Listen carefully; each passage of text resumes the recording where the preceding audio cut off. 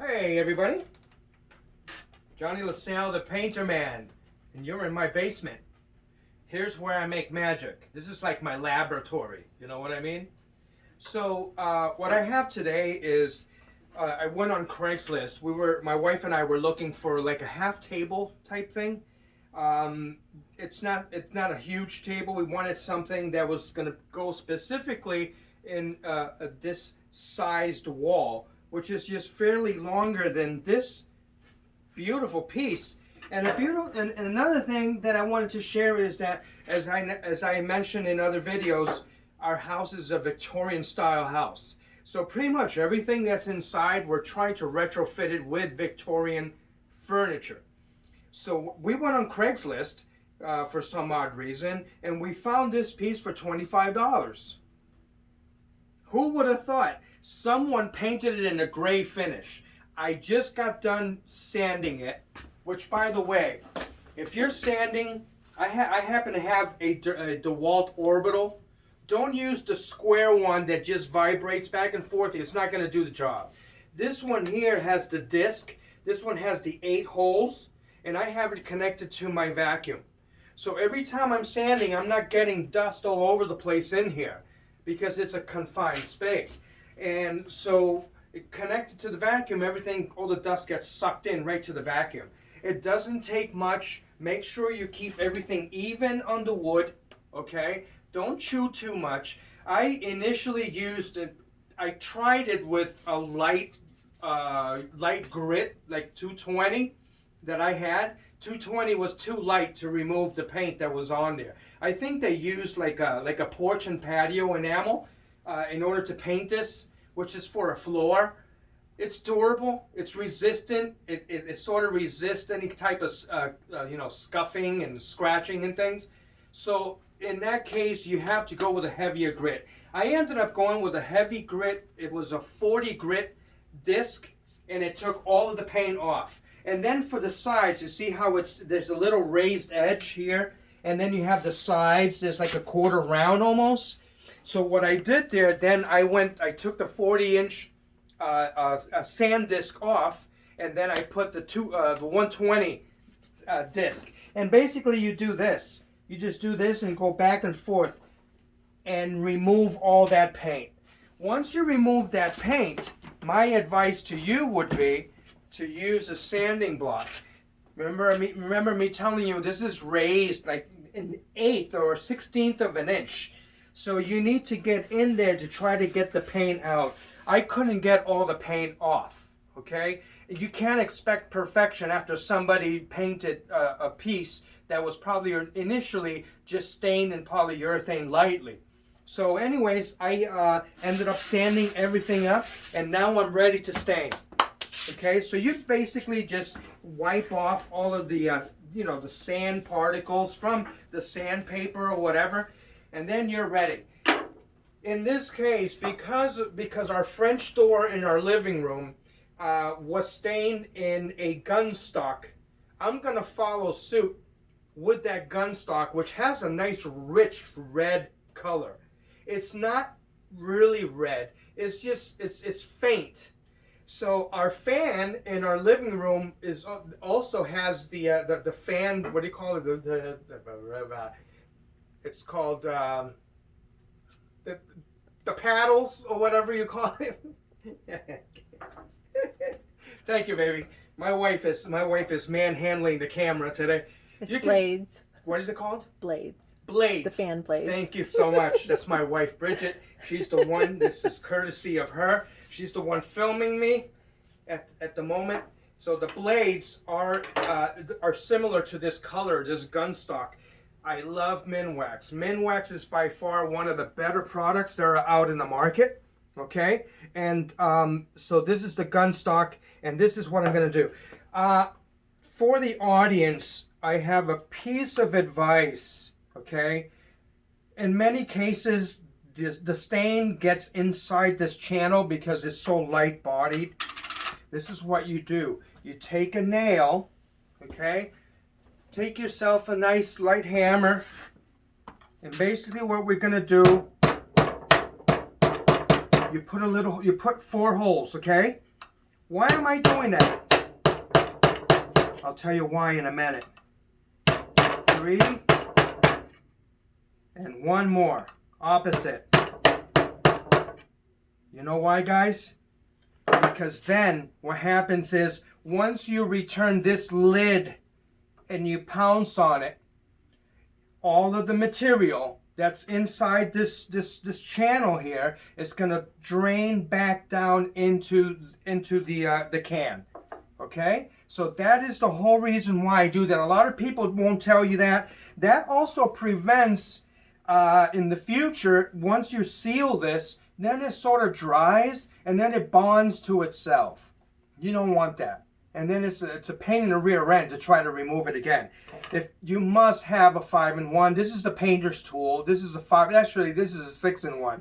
The hole here removes nails, if you can see that. Okay. So, anyways, so now we're going to stain ourselves a table with Johnny LaSalle, the painter man. We have put holes into those channels so this product can return to its original place. Another thing, hang on a minute. We need a stirring stick. Okay, this is a brand new can. Something before staining, something that you want, because you know that the pigment of the stain always settles. Okay, even coming, you don't shake it. This is not something you shake like paint. Okay, don't do that. It creates all kinds of bubbles. All right, so what you do, you stir lightly, stir, stir, stir, until the color is consistent. You're going to start seeing streaks in this this stain, but eventually it all becomes one color. You must stir it. Okay? All right. So, use yourself a smaller rag. Don't go with a huge rag. Okay? You sort of bend it into itself. See, like this, like so. All right. So what I'm going to do, I'm just going to wipe the stain off this stirring stick or paint stick. Okay. We'll put it aside. In this case, I'm just going to lean it here. Ladies and gentlemen, gentlemen and ladies, don't ever forget this. Okay.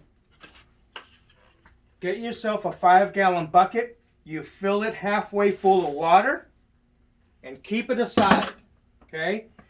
Any and all staining rags that contain a stain must, I strongly suggest this, they must go into the water bucket, and that's where you leave it. You bring it outside and let it dry outside. If you throw this in the trash, this is going to ignite your trash bucket. It's going to start a fire and it's going to burn your house down. Okay? This already happened. This happened to a co-worker of mine. His van caught on fire because he didn't follow that procedure. This will self-ignite. Okay? This is combustible. All right, let's get ready to stain. So I just dip it in here. On this type of table, see how you have detail here? You do the side first.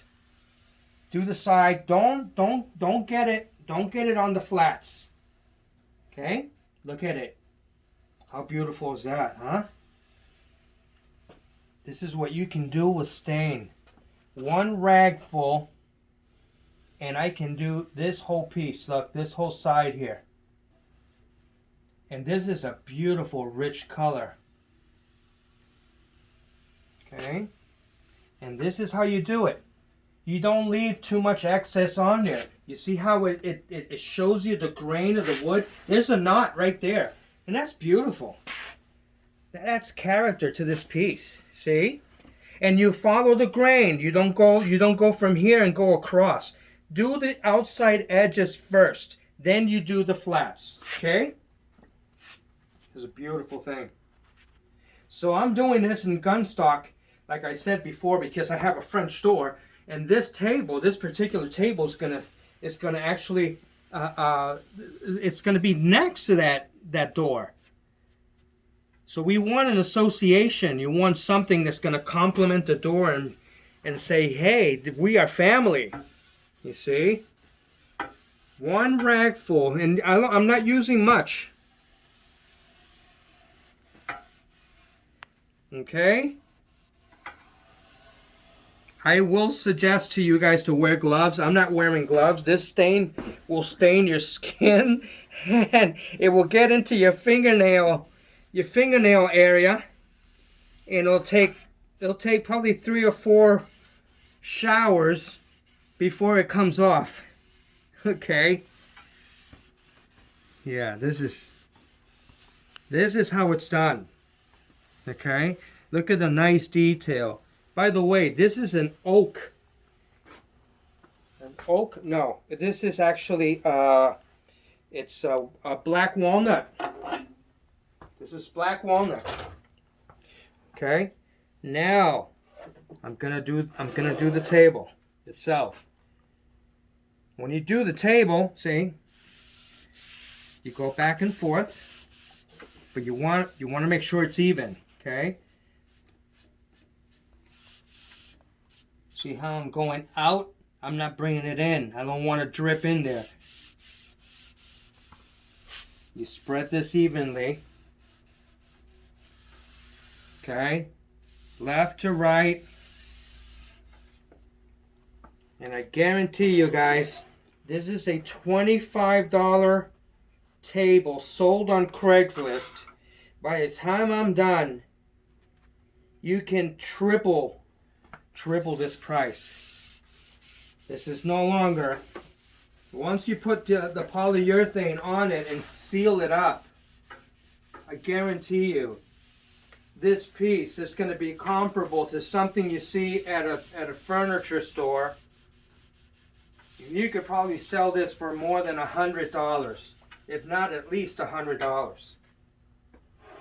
See that nice rich, and it's not only a red, you have some orange appeal that's coming out of this stain job. But what I love the most is that you have the grain is now showing through, and it becomes darker, you see? Beautiful piece. Anyone can do this. Okay? Now I will tell you, you learn how to do this in practice. I'm telling you, you can make some serious money.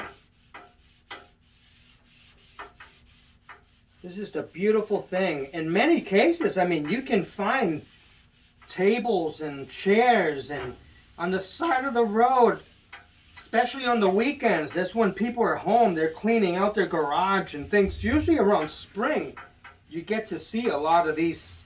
I'm gonna put this here. That's when people start putting things. I know in Boston, that's how they do it, huh? Around Massachusetts, that's how they do it. Also in Back Bay, in Brighton, anywhere near colleges, the kids do that. Old landlords, when the kids leave a whole bunch of items behind, and the landlords are like, well, I'm not gonna keep this here. So they put it on the curb, and there's always someone looking for something like this. Okay, cameraman, come on closer. Camera woman, please. This is done. This is how it's done. This is how it's done. And this is what I love doing. I just love making something ugly, making it look beautiful again. And that's why I'm making these videos, so you guys can learn how to do this stuff. This is a beautiful thing. Okay, put this in water. Make sure that your stain rags always go in water. Bring them outside, and you don't want to be burning your house down. That happens with polyurethane, any type of polyurethane products, and any type of stain products. some oil-based paints are also volatile. So, what do we think? It's beautiful. Anyone can do it. My wife and I can attest that everything that I've done here in the house, I've made something that had lost its luster, and we put our minds together. We come up with color schemes, her and I, and we go back and forth. A lot of times we do not agree, and you don't have to agree, but you can sit down and say, okay, well, this one kind of looks a little better than that one. What do you think, baby? You know, so you use that approach, and everything flows outside of that. Thank you for viewing my videos. I hope that you are empowered by the information that I'm sharing. God bless you. Sign up, subscribe, and press that bell, and every time I make a video, you'll get to see it. You'll be the first ones to see it. Okay? Any questions, leave me a comment down below. If you want me to make a future video and it's something that you're interested in and you think that someone else might be interested as well, please share that information with me, and then we'll go from there and we'll make a new video, okay? I will be making videos as I see fit because I love sharing what I'm doing. God bless you. Take care. I'll talk to you soon.